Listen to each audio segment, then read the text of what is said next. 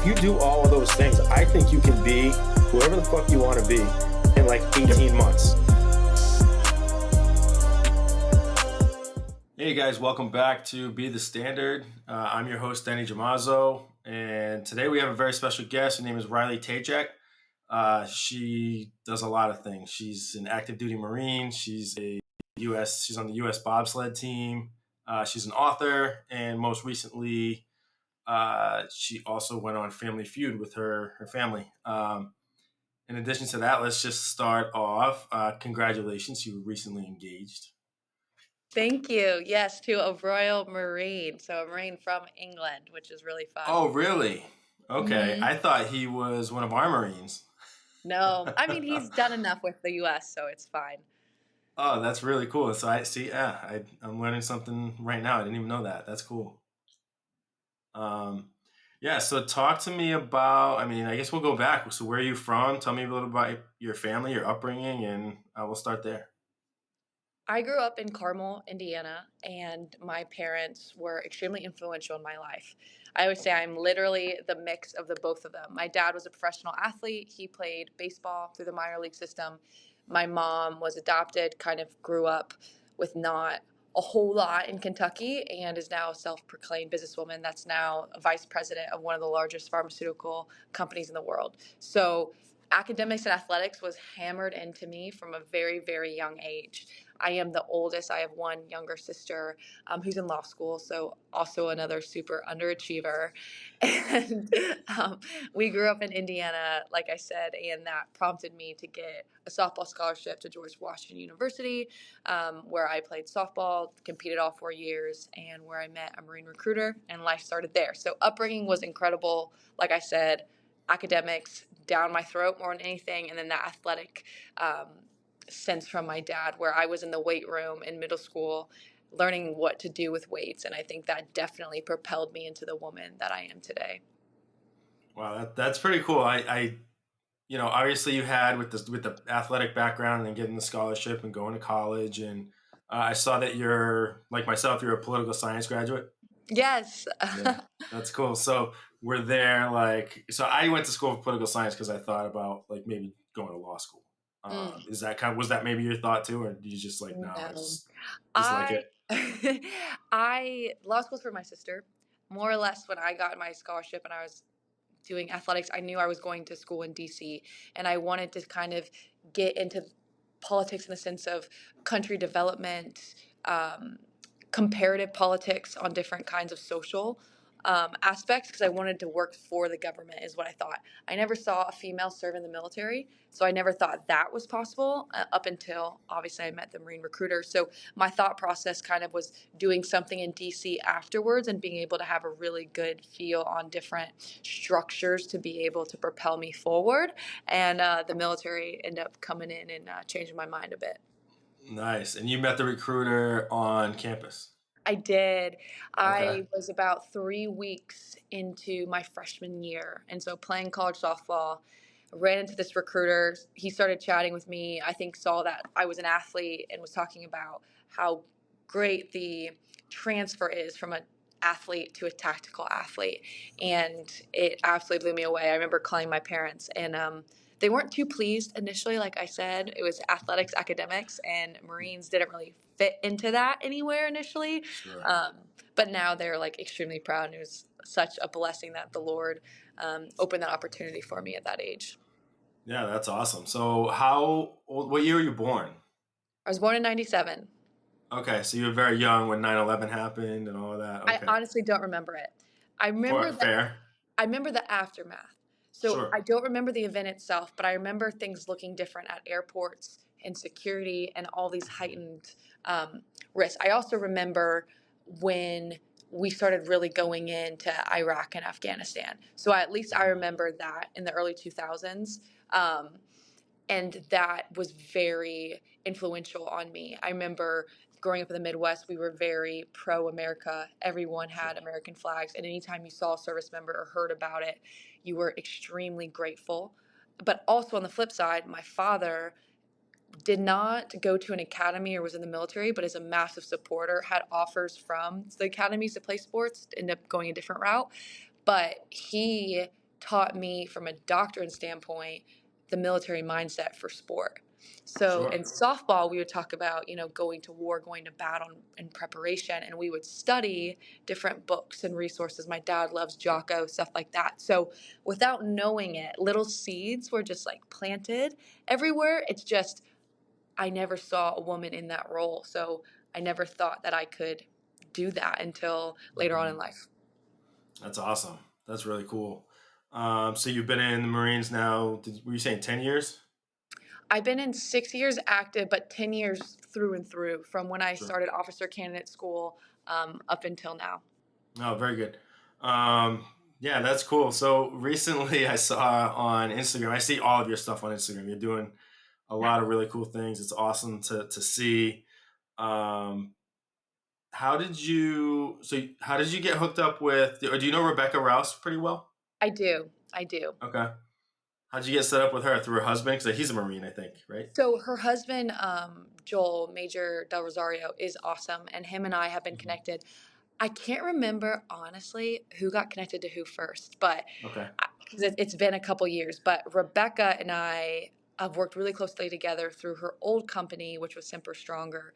Yeah. And I was able to help out there as a bobsledder. And then just as two really awesome women that want to come together instead of tear each other down, really build each other up. So Rebecca and I've been to her house. She's been over here in DC.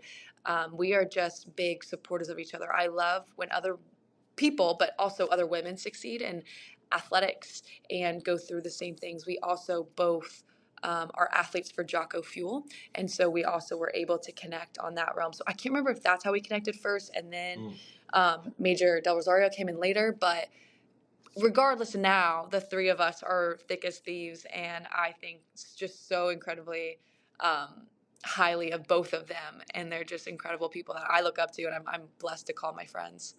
Yeah, that's awesome. Like I don't know her husband. I've never met him. I've talked to her several times just because we're both working with Nick on Team Machine, and Yeah.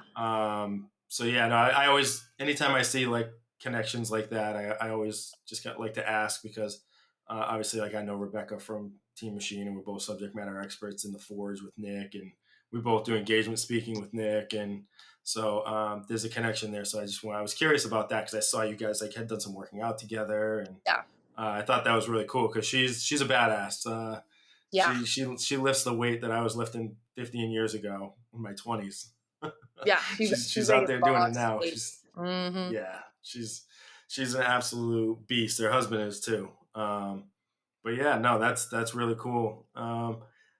One thing I definitely want to get into right away is the tell me about Family Feud and Yeah. how did that happen? Who Yeah. goes on Family Feud? So that's exactly the question that I asked myself. The background behind it was 2 years prior, my mom and I went on a show called Lingo. It's with RuPaul. It was the first season, and it was a total God thing. I was approached through social media if I wanted to audition for this new show. I thought someone was yanking my chain, and was messing with me. And I'm like, yeah, yeah. Until they were like, no, I'm serious. Like, let's get on a Zoom call, all this stuff. Well, why this was so important was at the time I was about to make my first national team for USA Bobsled, and that was going to be going for an unfunded spot, which meant that I would have to come up with about $50,000 just to compete at that high level, which was an honor because it was only my third year competing in the sport. So long and behold, I do get named to the team, and I'm like, oh my gosh, how am I going to afford this season? And so when this individual reached out to me on social media, I was like, well, if we win a game show, I'm like doing it in my head. Marines are good at math, but I'm not too bad. I'm like, wait a minute, this could work. So my mom and I, of course, went for it. I had to choose her. She's the academic. She's a smart, calm, cool, collective, but just like my best friend. And we ended up going on the Lingo show. We won, which literally paid for my whole entire season. And we came back and we filmed in August and it didn't air till March. And I just remember my whole family rallying behind and was like thinking it was the coolest thing. But I could sense that my younger sister was like not envious, just felt left out. And my dad was so excited for us that I was like, I wonder if there's a way that we could keep this momentum going, but get all of us to have this shared experience together. So, of course, the answer was Family Feud. So, to answer your question, it was one of those things where if not you, then who? If you don't put yourself out there, then who the heck is? And the answer is always no if you don't try. So, we sent an audition tape, and it took 2 times, but we ended up getting on the second time, and we filmed 3 days before I deployed to Iraq, which was Oh, extremely wow. special to have that time with my family. And it just aired a year later now, a couple weeks ago in April, and it was incredible to go back and watch. We won our first game. We ended up losing the second one by like at, what was it, sudden death. I could not believe it. Like, we were winning the whole game, we won majority of the games, and then a sudden death, and that's it. But Steve Harvey was incredible. The experience was incredible. My family and I had a great time, and it's a lesson taught in the right direction. If you want something or you have an idea, like, you better go for it. And if you don't, the answer will always be no, and you won't get anywhere. So Yeah, that's funny because I saw it online, and I love Steve Harvey. I met him once at one of the casinos in Connecticut because I'm not far from Connecticut at all. And actually, when I met him, it was at my bachelor party, or my friend's bachelor party, actually, because we did them back to back weeks. But it was my friend's bachelor party in the morning. I met him in like a convenience store. He was like getting coffee. Nicest wow. guy in the world. Like, talked to us for a while, and just like super chill guy. Oh, he's But great. I just remember him being like super down to earth and just like really chill. Yeah. So that's cool. You got to do that. Um, but as far as the bobsledding, Hmm. that's you don't hear about that sport a lot. And then I come across you on Instagram, and I'm like, who's this blonde chick with her gold medal and her helmet? And it was just like, what's going on here? I didn't even know that this was still a thing. And I'm not, maybe I'm just not really in tune to that sport. But um, how did you get into that, and what made you want to do bobsledding? Because you don't hear that a lot. You I'm not don't. being, No, you don't hear a lot, and there's not very many of us. So majority of times when someone meets a bobsledder, that will be the only one that you will probably ever meet. And if you have, then that's I've you're met one. yeah. I So like then, it. yeah, now you can go to lottery if you meet two. So the sport of bobsled is extremely unique. Yeah. Olympics, um, and that's just because every 4 years we actually get some time on air. But it doesn't mean that we're not constantly competing all the time. So for the sport of bobsled, we constantly have full seasons just like anyone else. We have world championships just like every other year. It's just every fourth year, world championships is instead called the Olympics. I did not know much about the sport other than Cool Runnings, which, depending on the age group that I talk to now, some people have no idea what I'm talking about. Um, Love that movie. yeah, Love that movie. incredible. So it wasn't until then that I really figured that out. But essentially, I was a collegiate softball player where I played softball at. There was a girl who retired, and she was a bobsledder after college at George Washington. So I took a lot of um, liking to her when I was seeing all of this stuff happen, in the sense of she was a powerful athlete, had great output. She liked to do hard things, and she kind of at least embodied some of the same things that I was looking for in somebody. Um, and I loved the fear aspect. I know that sounds crazy, but when most people be like, "Hey, you're gonna go 90 miles an hour. If you crash, you No, can in your you're a head." Marine. Like, Yeah, I'm like, that doesn't scare me as much as it should. And I don't know what's wrong with me, but I think that that's an incredible opportunity. So it was at that point where I was just kind of in awe of who she was. She won silver in Pyeongchang in 2018. She came to speak at our university. I presented her award. At the time, I thought that was it. But again, those seeds that the Lord was just planting constantly, it then evolved into COVID after I was through my military training and everything shut down. And I decided to go for an opportunity where I saw that there was a tryout, put myself out there. Again, closed mouths don't eat. You never know if you don't try, and love ended up that. working out for me. So yeah, No, that's awesome. I say that all the time too. Like, a closed mouth doesn't get fed, great. right? You have to put yourself out there, and it sounds like you've done a great job of like networking. And I can accredit so many of the things that I'm doing right now to my network and putting myself out there and meeting the right people. And like Rebecca, like Nick, I didn't even know these people a year ago.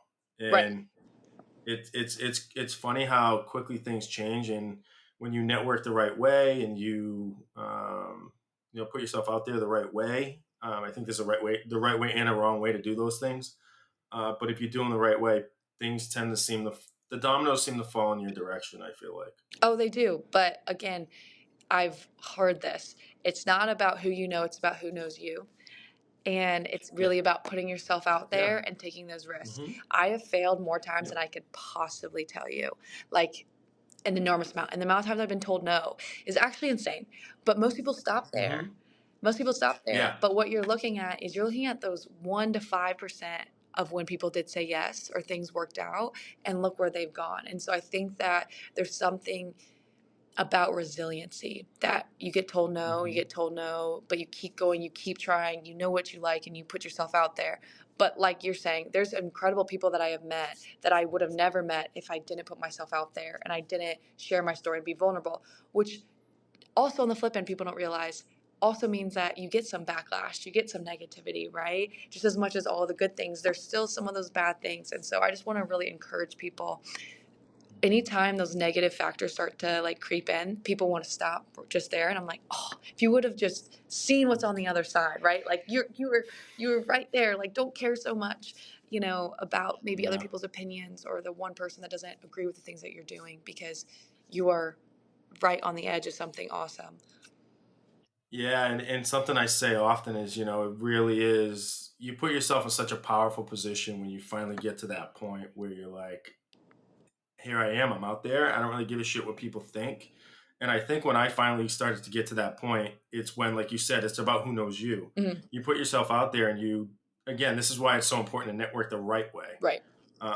You put yourself out there and these people start to gravitate towards you and see the value that you bring to the table as opposed to you seeking out like opportunity, if you will. Right. Right. So yeah, it's definitely, that's definitely the way. If Yeah. there is a way, that's in my opinion is what it is, and the resiliency factor is non-negotiable. Yeah. Yeah, it's so many people do just stop, and it's like you can say like, yeah, that's kind of corny. I see that online every day. People telling me don't quit, and people telling me just don't stop or whatever. But it's true. Mm-hmm. It really is true. Like, you just don't stop. Just keep going. And when you get to that position where you don't really care what people think, it's powerful. Absolutely. But as somebody right now who has a book in editing, who plans to release on Veterans Day this year, I want you to tell me about that process and how what made you want to write a book? What is it about? And what inspired that journey? Because I'm curious about it. Mine's a memoir. It's just, hey, here's my story. Here's my life. Here's how you can be better, essentially. But I want to hear about your book and that process for you and what kind of inspired that, because obviously it makes me curious. Absolutely. And I think every author has such a different story and how they got there. Sure. For me, it was never on my radar until maybe 2 to 3 years ago. As soon as my story started taking off a little bit more and the writing on the wall was starting to like unravel and I could start seeing a couple pieces, I started getting more media attention, and a positive note, right? Like, hey, you're working to be the first female in the Olympics, you're doing this and this and this. And I was 26, I believe, at the time. Yes, I was 26, and I was doing an interview, and they're like, you've accomplished so much in a young age. What's next? And I had never been asked that question before. And leading up to it, I had done several podcasts and stuff. I was starting to get in my rhythm a little bit, but I had a lot to learn. And a lot of people kept telling me that I should write a book.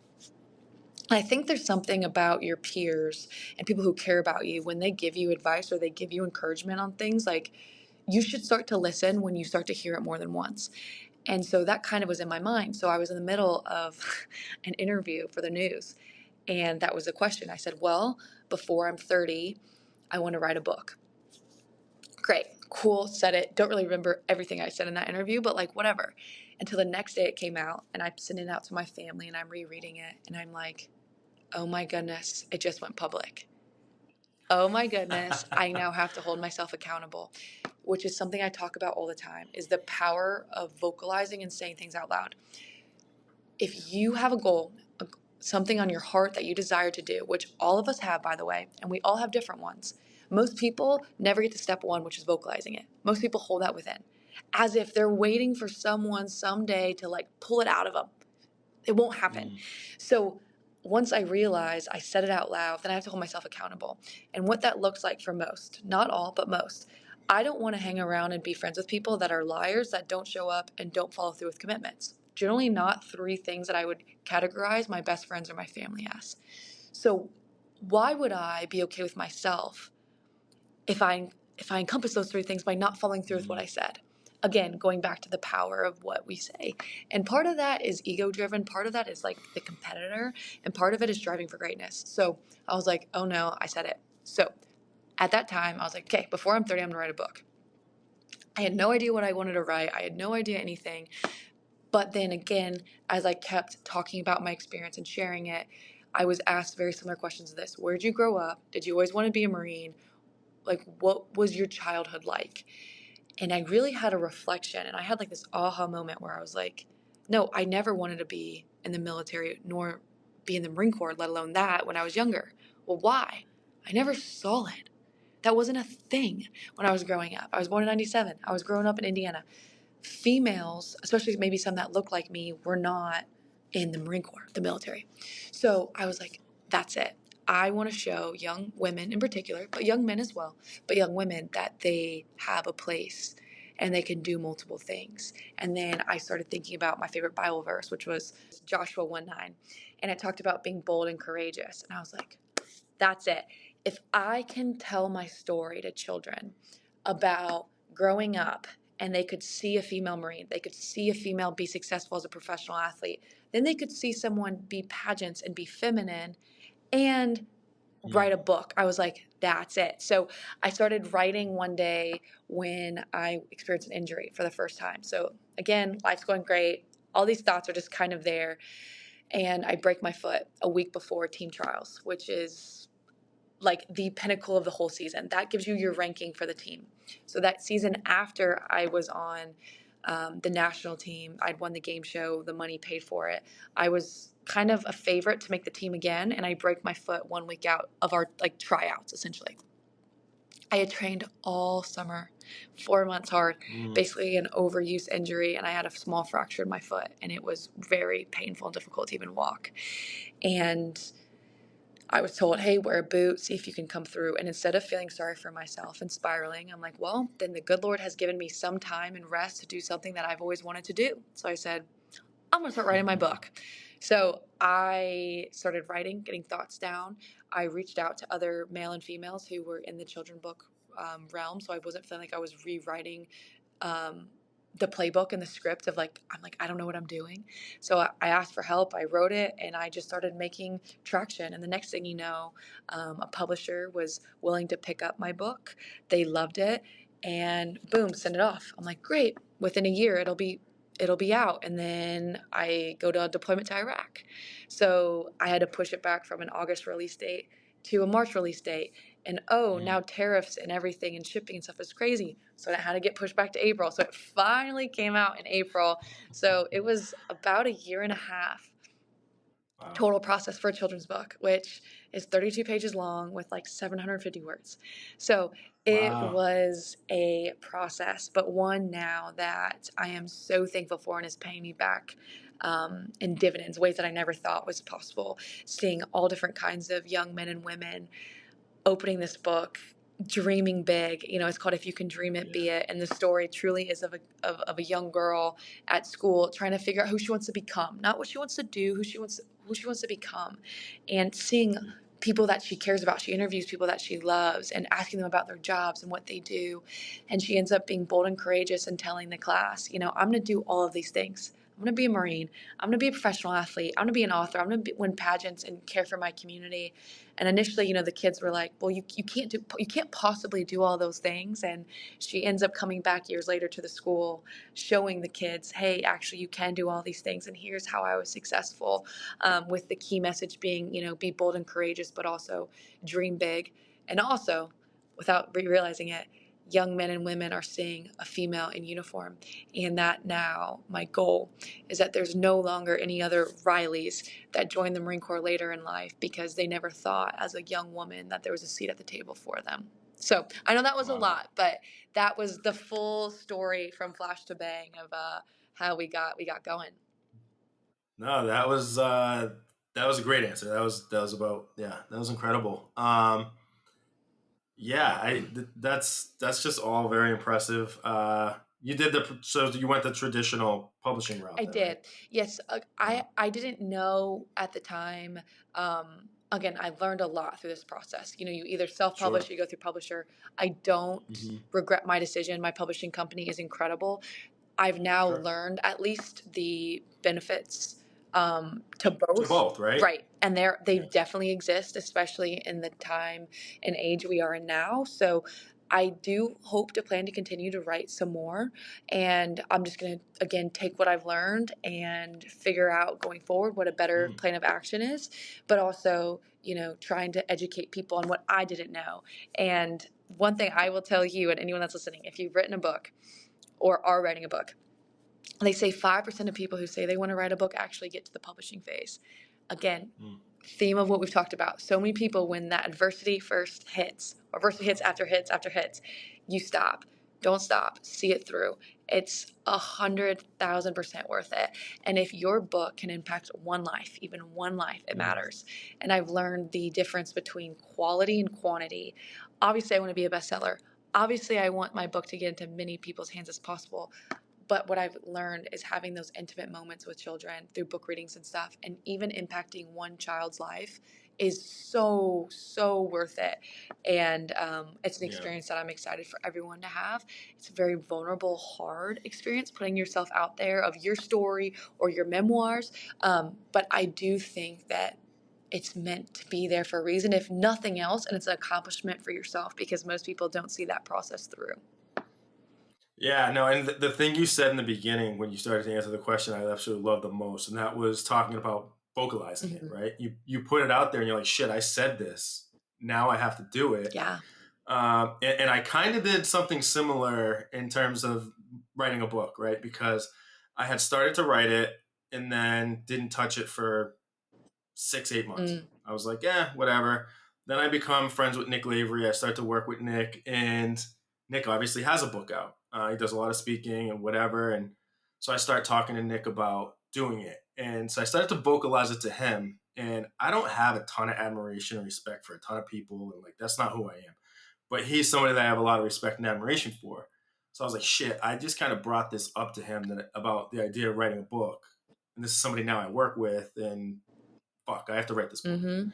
And so I jammed out the rest of the book. I finished it in 4 or 5 months, not even.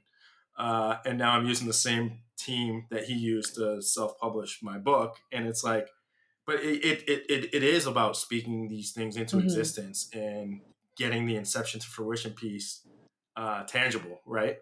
It's so important. And, I'm going through this again in my mind now, because now I want to get my MBA. Because I have just enough GI Bill left to do it for free. I might have to pay for a class or two, but I've said that I want to do it. So now it's shit, I have to do it. Yeah. And it's just a competitive thing. There is no benefit to me having an MBA, but I've verbalized it. I put it out there to the universe. Yeah. So I don't know when this journey is going to start, but it's going to sooner than later. So it is. I love that, though. Yeah. Just speaking it into existence. And then something that, again, going even a step further, is your tribe. Your tribe is your group of people that is your influence. They can influence your thoughts, opinions, right? Nick's obviously in yours. You keep that group really tight, that circle, but they have a lot of power over you. Once you vocalize that to your tribe, not only do you have to hold yourself accountable, but they're going to hold you accountable as well. And that's even more beautiful, because not that you don't have enough motivation on your own, but when you have other people cheering for you, rooting for you, like asking, checking in, it holds that accountability that much more higher, but makes it that much more worth it when you can then celebrate the successes together. Or the hardships when you're going through it, being like, hey, I'm struggling. I need to talk about this. I need to get this through, and then they kind of revamp your energy and spirit to continue to push on. Yeah, absolutely. And it almost makes it easier in a sense when you can bounce those ideas off of people, and more importantly, those hardships when you hit those roadblocks. And that's really cool. But yeah, no, we've hit on a lot of things that you do. I mean, what else? What are we missing? There's a lot of fun Because facts. Yeah. No, as I say, one of the things that I'll say is I was thinking it while you were talking earlier about your book, and you were kind of going through the pageants, everything, the bobsled, what you were kind of talking about all of it. I was thinking to myself, I'm 42. I'm still hopeful to have children. I don't have children yet, but still hopeful for that. And I've always said on other podcasts, anywhere you can find it, I'd love to have like a daughter, even more than a boy. I don't know why, just very protective kind of guy. That's just what I'm hopeful for. I'm like, Jesus, like your dad must be proud, right? Like if you were to create a template of, your daughter, like it's very impressive, right? And that's incredible. And I bet your family's just so proud. They are, and a lot of people have asked, even my parents, how did you raise your two daughters to be, this successful? Sure. And I even look back and I have conversations with my parents.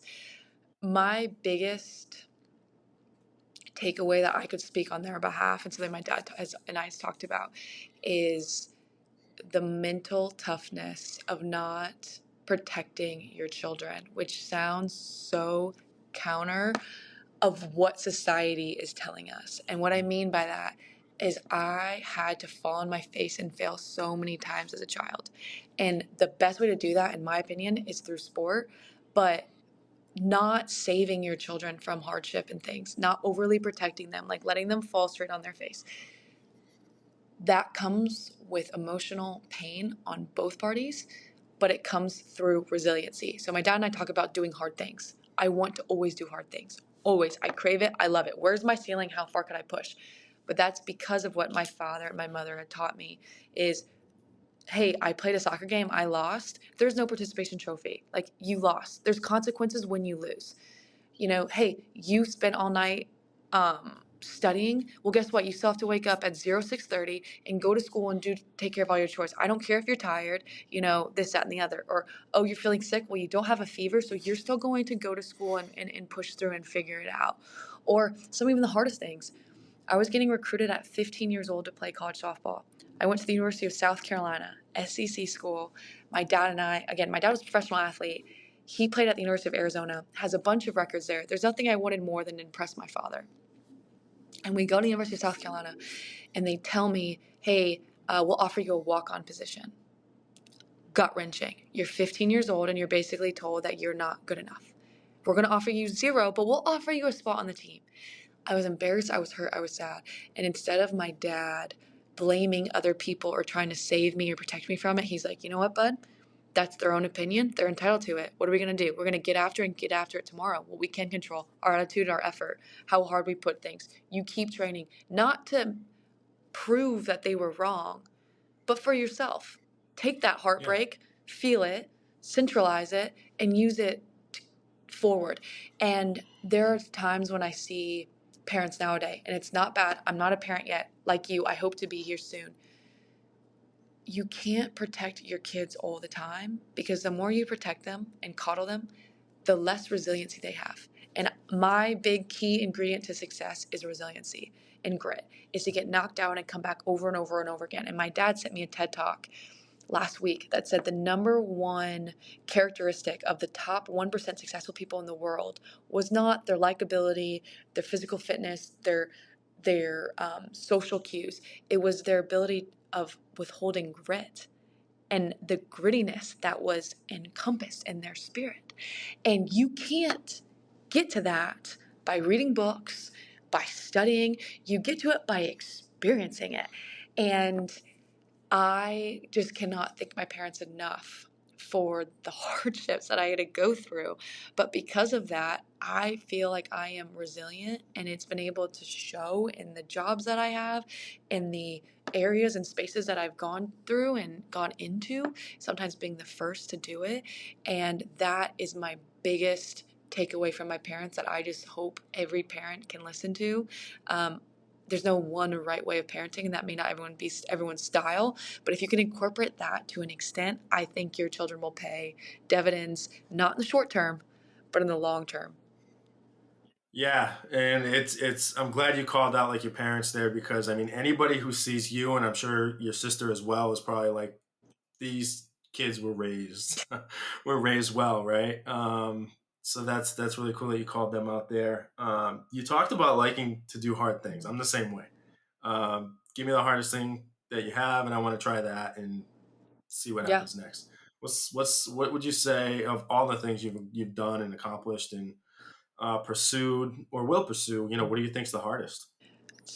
To be honest, bobsled has been one of the hardest things that I've ever done. Sure. Reason being, I've never been challenged so much mentally and physically and seen fear literally directly in the mirror, and have been almost paralyzed before. Reason being, you do a sport that you've never done before. You're used to excellence. I played softball since I was 4. I played at a collegiate level. All I know is softball. Train, train, train. I know the level. Then I go to a new sport, a sport of which when you fail, instead of striking out and walking back to the dugout with your head down, you're on your head 90 miles an hour, getting ice burn, penalizing your partner behind you that had faith and trust in you. And then you're supposed to get back up and do it all over again. And I remember my first time down the top of a bobsled was my dad was in the back. I got my dad to come out. My dad's been my coach my whole life. We were excited on the experience together. I was just learning. I'm in Park City, Utah, and I'm going from the top of the track for the very first time. I'm going to hit about 85 miles an hour. And I got my dad in all these football pads, like we are just like ready. My first trip, I crashed out of corner 13, which means we go down the whole track. My dad's bent over. He can't see anything. I miss a steer. We come up and we slam, hit the bottom, 85 miles an hour. Our heads were flipped upside down. Our heads are riding the ice. Our skin is getting burnt, clothes being burnt through. You go all the way up, you go all the way back. You go all the way up, you go all the way back for about 2.5 minutes. You're screaming, you can't communicate, you can't talk. It's like, that's all you hear. You don't know where you are. You're claustrophobic. It's black everywhere. You just see ice, your skin's burning, and you start to want to panic. Sure. And when that happens, we finally get out. The sled's messed up. You're messed up. My dad's concussed. And I got to go right back up to the top and do it all over again. Oh. That was my first 3 weeks of the sport. And since then, there has been times when you crash and you hurt the people behind you that did nothing but trust you as a leader and to trust you to get you down safely. You suffer physically and you're bruised and you're banged up and you have whiplash and you don't know where you are and you want to vomit. And then you're experiencing the mental of everything in your brain telling you, do not do that again. That was terrible. That was scary. That hurt. What are you doing? And then fighting it in your heart to be like, I'm choosing to do this to myself. Like, what is wrong with me? Right? Like, I am paying for physical torture. But it's in the pursuit of excellence and greatness. But this sport has challenged me because everything that your body wants to do to feel comfortable, like not be outside in a single layer of negative 20 degrees, not warm up in the parking lot with snow everywhere and slipping and sliding, not traveling, leaving your family and losing money doing the sport, and then not crashing and hurting the people that you truly love. Oof. That Yeah. has been something for me that, yeah, people look at the glory and the trophies and the winning, but it has been challenging more ways than one. And it has been a sport that has taught me more resiliency than ever, but also something that has a healthy fear over me as well. Yeah, that's pretty badass. And a lot of people look at the success, but everything that happens prior to the success and the achievement and the accomplishment, that's your cost of admission. And for you, that's concussions, that's burnt skin, that's letting people down, and in one way or another, regardless of what you're in pursuit of. there's a cost Yeah. associated with whatever is on the other side of that. So a lot of people forget about that. A lot of people have difficulty pushing through that. But to recognize it and to know it's coming and kind of be ready for it is a requirement, in my opinion. But I love that. Two more things. The podcast is called Be the Standard. Talk to me about maybe some standards that you have for yourself, some non-negotiables, whether personally, professionally, personality wise. What are some things that for you are just standards that you've set and again are non-negotiable? I love that. That's something that I say all the time in like a spouse when you're looking for someone like, hey, here are my non-negotiables. Here are things that I have to have. And I talk about the standard a lot of times. Here's what I expect of you because here's what you're going to expect out of me. First and foremost, my standard is to absolutely be so bought in and give every ounce of me where my feet are planted. I don't do a great job of this all the time. There are times when I fail, but the standard is being where my feet are and contributing to such. Reason being, anyone who balances multiple different things in life or wears the multiple different hats, which we all do, we're doing ourselves a disservice when we're in marine brain, but we're thinking about bobsled. When we're at Mm-hmm. home being a normal person, but we're thinking about the assignment and work that we have to do the next day. We're doing ourselves and everyone else a disservice. So a big thing that I talk about all the time and preach is be where your feet are planted. And that's a standard of mine. I'll ask of my Marines, I'll ask of my spouse, I'll ask of myself constantly is, hey, I need you here right now. There are times where you can think about forward and plan because that's how we Mm-hmm. succeed in life is by proper planning. But I also need you where you are right now. Another absolute standard of mine is just physical fitness. I want to be as physically and mentally sharp as I possibly freaking can because I get one body. This is my weapon, but this is also what I choose to have for the rest of my life. And so, what am I doing to better myself? And so, a lot of that looks like training, doing hard things, signing up for random different events that kind of scare me and freak me out, but pushing my body, sweating, using it, growing bone density. That's a standard of mine. I will work out no matter what 5 days a week. And the reason why I say five is there are times in life where I'm like, yep, traveling this weekend, prioritizing other things. That's all right. But I will train minimum 5 days a week because if I go more than 48 hours without training, I am the worst person in the world to be around. I am grumpy. I am angry. I am mad. Yeah. Gorilla, like bridezilla? No, like workoutzilla. I don't even know what that means. Yeah. But that's why I say Yeah. 5 days a week. I can't do it. I'm not a fun person to be around. So one of my other standards is constantly giving the glory and talking about my faith as much as possible, being bold through that. A lot of people I've met later on in life are Christians, but I don't know that until later on. And so I want Mm-hmm. to be able to embody that by like I wear my cross, but when you walk into my office, you can see Bible verses and stuff. I want my office to speak volumes for me without me even speaking. I don't curse. I don't really engage with a lot of like with drinking and partying and stuff like that just because I want to be really thoughtful of what I'm putting myself out there. I want to be attending church every Sundays and reading the Bible as much as possible and preaching the word of God, not because my own personal mission, but because that is what I believe my purpose is on this life is to honor and glorify the Lord. So I want to be very intentional when I do that. And then my standard is withholding the other standards that people have of me. What I mean by that, the Marine Corps has standards. Marine Corps, you will be this physically fit, you will be this height and weight, my spouse, you will do, you will be loyal to me, you will make a commitment to me, right? All these things. So it's not only upholding my own, but it's holding the standards of other people that they've set before me that I believe absolutely need to be followed. And I freaking love it. And with that, before we finish, I don't just want to be the standard. I want to be above it. But best believe I'm never going to meet under the minimum. So that's just like Love it. there's a ceiling. Like we want to be up here, but this is a standard. It's like you're going to do this no matter what. And I always want to see like how much better can I get from that? Yeah, no, that's I've asked that question to almost every guest. And the only reason I haven't asked it to some is maybe I forgot, but that's probably the best answer I've ever gotten. But I loved what you said about like being where you are now, like right where your feet are planted right now. That's where I need you, and that's where I need to be.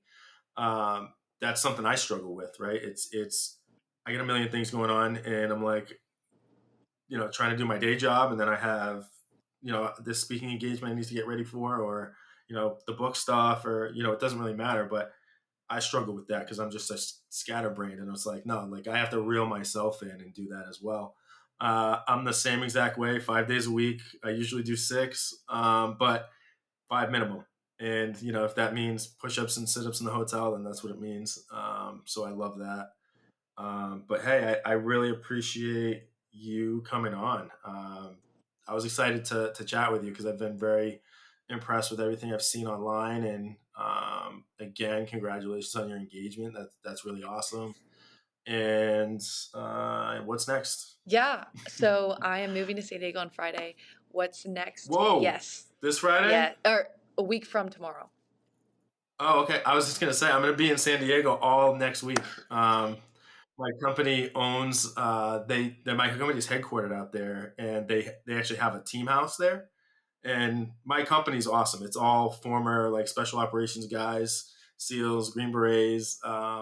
So we sell software into law enforcement agencies, but they're headquartered out there. So I'm going out there for the whole week Oh, next week. dang it. So yeah, Yeah, you'll have to let me know in the future, but I'll be stationed yeah, out for there sure. for 3 years. Cool.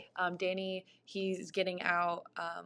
He's done 22 years in the Royal Marines, an incredible Whoa, career, 6 combat deployments. He's just a stud. So badass. yeah, he's going to be moving over to San Diego with Awesome. me, and I'm looking forward to starting a family. I'm actually as well really looking to get into the speaking world. So trying to work with Nick and some other companies Oh and yeah, people. I've done. hell yeah, I've started slowly working in the speaking engagement realm. I've done nice. maybe about one every month, and I'm loving it. Mhm. And I think it's a great way to impact people as well. So I want to Do you keep. get nervous? Honestly, not anymore.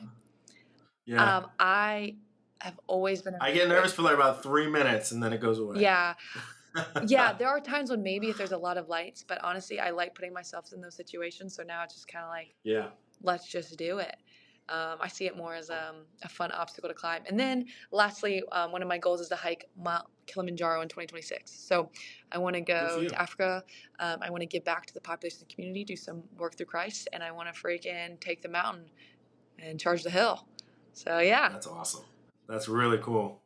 Really, really cool. So again, thanks so much for coming on. Look forward to continuing this friendship, and hopefully we'll see you speaking with Team Machine. That's incredible. Precision Components. Yeah, I would love that. Uh, Put in a good word. that's awesome. Of course, of course. I'll text Nick right after this. Right after this. But yeah, no, it was awesome. Thanks so much for coming on, and we'll see you again soon. Thanks, Eddie.